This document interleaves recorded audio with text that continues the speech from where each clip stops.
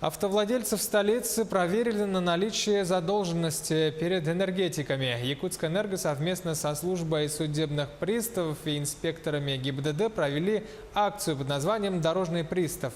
Как тормозили неплательщиков и как сами автолюбители отнеслись к такому повороту.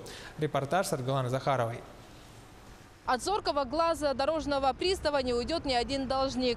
Номер машины моментально пробивается через базу ГИБДД и судебных приставов. Если долг имеется, то сотрудники службы передают информацию об автомобиле инспектору ДПС, который находится чуть дальше поста.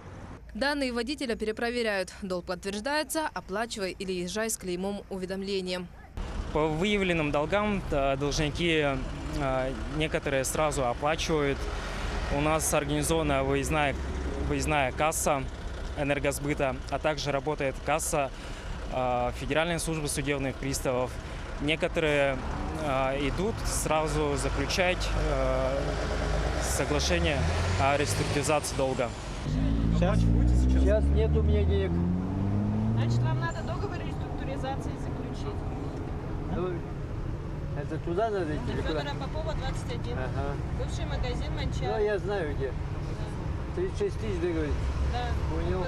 Взяли и остановили. Никогда не останавливали, тут остановили первый раз. Будете оплачивать? Придется. Одни были в курсе накопившейся задолженности, для других это стало неприятным сюрпризом. Знали то, что есть производство? Нет, не знала. А как думаете, что вот это вот правильно, что они так останавливают? Нет, я считаю неправильно. А почему? Ну, потому что они должны как-то извещать людей. Лучше узнать о долге за рулем автомобиля, чем в аэропорту перед вылетом. В мае этого года невыездными из-за долгов стали 2 миллиона россиян. В списке злостные неплательщики по коммунальным услугам. Долг якутян только перед энергетиками – 3 миллиарда, 7 миллионов рублей. Ежемесячно цифра увеличивается на 16 миллионов. А ведь эти деньги могли пойти на модернизацию и оснащение энергообъектов. Аргалана Захарова, Джулас Иннокентьев, Якутск.